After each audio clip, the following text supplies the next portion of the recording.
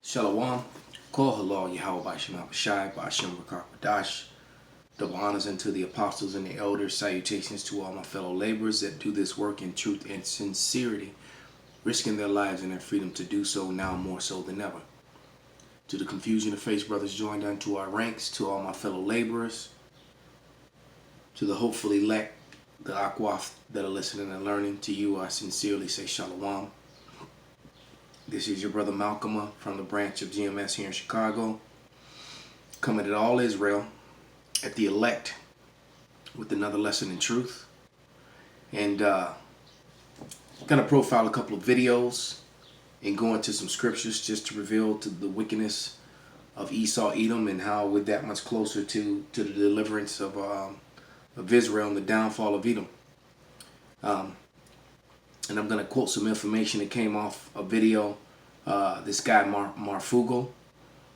And if you're not aware of the Marfugo channel, a lot of good information comes out because Marfugo is ex-military, and that's mainly where he deals with. He deals with people who are currently in the military and ex-military.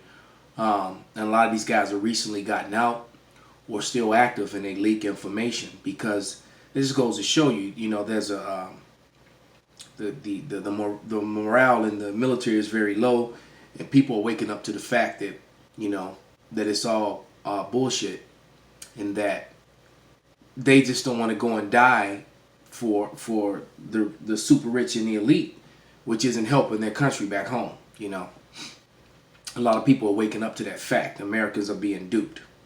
But let me share this information. It says this was just a couple days ago. So it said all flights to Venezuela was cut. And the information that I'm going to share with you is going to make everything, all the information that you're going to hear from the gentleman on the screen, this Edomite here, who has that Psalm 68 and 4 spirit all over him. This is the last vagabond. Really good information. And he's constantly, like I said, that Psalms 64 and 8. Spirit constantly going against Esau, against the, as Marfugo said, Zionist. Got to be careful with that Z word, all right? And against America, against it, and not against the countries themselves, but against the Edomite wickedness that are controlling the governments, all right? Because both governments have been hijacked, by the elitist, all right? But all flights to Venezuela were cut, whether it be in cargo or commercial. National Guard from Maine was deployed to Poland. The National Guard from North Carolina was deployed to Kuwait. Wyoming National Guard was deployed somewhere in the Middle East. Alaska National Guard was deployed to Kosovo, and Bangor, Maine was also deployed to Poland. So we're looking at war on all fronts, man. You got, and plus, of course, Venezuela is a hotbed. Then you also got, he said something weird I've never heard. All the Coast Guard has been deployed to the south, the South Seas here in America. So they're all in the Gulf of Mexico and around Florida and that whole sort of thing.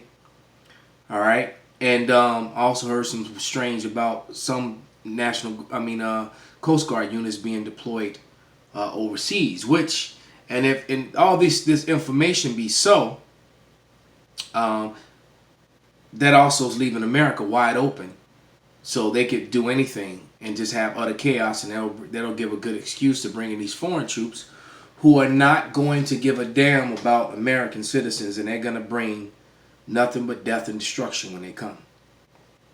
All right, so without any further ado, we're just going to let a couple minutes of his video play, and then we're going to bring out some scriptures to substantiate all the information.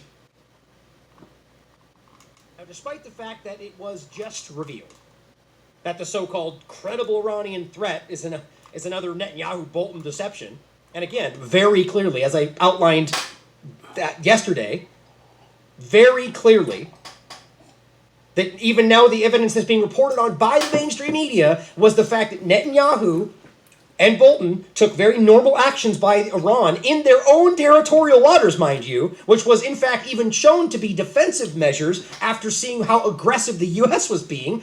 They took that movement and sold that to the world as a credible Iranian threat, not just a threat, but against Americans. Because Iran is getting defensive, seeing how aggressive the U.S. is clearly acting. Clearly, we can see how this developed. And we now know that this was just another propagandized effort. But it doesn't matter because they've already stepped on that one to the next one. They're not looking back. Even though we can now see that this was yet another lie, that lie's already been built into 3 more lies on top of it that we're still trying to debunk. This is how it works. As long as they can move the agenda forward, this dead corpse of an agenda is still being dragged along, just like the one in Venezuela, even though that deception is what is still being used to justify the current actions. But that no longer matters. As I said, it served its propaganda purpose. Their only tool is a hammer, as that saying, paraphrasing the saying goes. So all problems look like nails to them. But interesting question, what happens if a man who only has a hammer hits the nail repeatedly and nothing changes? Well, he'll just hit it again, because that's all he knows. For the next article, jumping off my analogy there perfectly into this next article coming from Zero Hedge as well, Iran used underwater drones in tanker attack, ensure her claims. So the next evolution of this drawn-out, ridiculous agenda that's very clearly based on fake information. So first it was a bunch of attacks that were claimed, and we get a picture of a dented boat. We still have claims of numerous boats being attacked, but we get a picture of a dented boat. That's it. We don't get all the pictures. We don't even get evidence of anything else but that. And they're still maintaining that there was a big attack with 4 ships and all these things happened. Well, show me something, please. I'd love to see evidence of that. And then the Saudis came out and said, whoa, the Houthis just did something, so that's Iran too. Let's just do... So, as you can see, Esau is a liar. This is Psalms 55 and 21, and it reads, "The words of his mouth were smoother than butter, but war was in his heart. His words were softer than oil, yet they were drawn swords." So the whole time Esau is drawing swords, and when the other nations get into defensive formation, they take the footage of them getting into defensive formation and then lie and say that they're being aggressive, when all they're doing is they're seeing you. Hey, if you're an armed man and other armed men are all unsnapping the snaps on their holsters and putting their hand, unsnapping their holsters and putting their hands on their weapons, you would start to draw, putting your hand on your weapon as well. And that's all what really happened here. And then they took that information and threw it to the mainstream media, which is controlled by the Zionists. And then they lied with their propaganda. All right, and that's why all the troop movement happened that I read to you earlier. That was the reason, one of the main reasons for that. This is Job 13 and 4. "But ye are forgers of lies, ye are all physicians of no value." Esau just lies, and Esau's gonna lie until he can't lie anymore, literally until he's brought down. He's never gonna stop lying. Okay.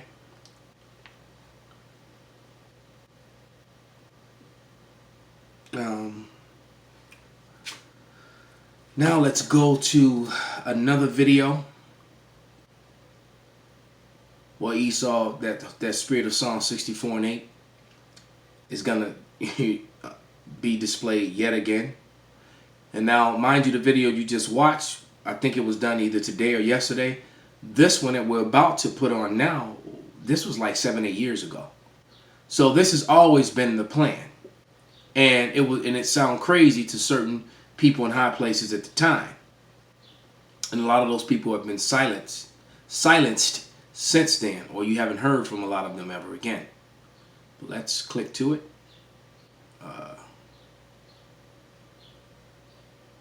Yep. We have to be very careful that we don't stumble into a wider war here. If we are in Iran's airspace with anything that belongs to the United States, that's a provocation. We shouldn't be doing that. We have no right to fly any kind of aircraft along the Iranian border. It's fundamental. This is a question of national sovereignty. Now, just think for a moment, from an American's perspective.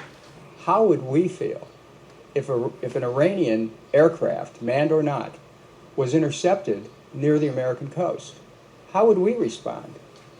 I would think that there would be an instant response and a military retaliation, because America does not tolerate any type of intervention in our airspace. And that's a matter of national security.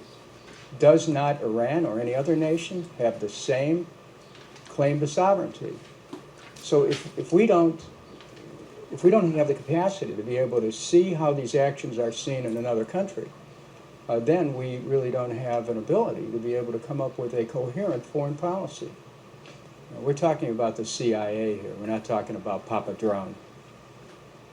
The Central Intelligence Agency is well known to be guiding drones that are used in strikes. And, we have to be very careful here. But the United States inevitably speaks with one voice, whether it's the CIA or the United States military. The United States speaks with one voice. And when we have a drone operating near the airspace or in the airspace of Iran, that's a violation of international sovereignty and can be seen by Iran as a provocation. We need to work with Iran to work out these differences that we have on the nuclear issue. We should not, this is a very sensitive time, we should not be starting to build the tensions with this kind of an incitement, which it clearly is. And so when you start to connect the dots, those dots start to spell the word war. Whether it's a covert or an overt war, war is war. Don't we have enough wars that we're fighting in the United States? Do we need another war? Did I miss something that we somehow ran out of wars to create? Stop it. That's what my message is. Stop this. Stop the escalation. Stop trying to substitute war for diplomacy. There are those who say war is diplomacy by another means. No, war is war. And diplomacy is about the science of human relations, if anyone believes in such a thing in this town. America believes in one thing, and that is war. The Edomite believes in one thing, and that is war. And that has been his, what is the word, modus operatus? That's been his MO. All right? And this is how he does things. So let's grab a scripture, a couple more scriptures, and wrap this up. But this is Sirach 10:8, and it reads, because of unrighteous dealings, injuries, and riches got by deceit, the kingdom is translated from one people to another. And this has been Esau's modus, apparatus, so his MO. This is what he does. This is Job 20:7. Yet he shall perish forever like his own dung. They which have seen him shall say, where is he? He shall fly away as a dream. He shall not be found. Yea, he shall be chased away as a vision of the night.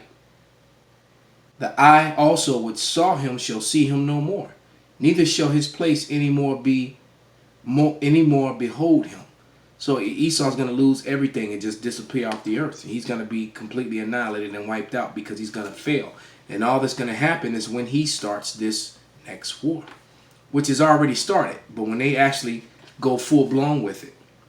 This is Job 3:2. And I will gather all nations and will bring them down into the valley of Jehoshaphat and will plead with them there for my people, for my heritage Israel, whom they have scattered among the nations and parted my land. That prophecy, the second part, has already happened. They've scattered the people and parted the land. The land is divided between Ishmael and Edom. And now only thing left is for the destruction to come, which is soon to come. So with that, I want to give all praises, glory, and honor to Yahweh Bashim Abishai, Wa Abba Babal.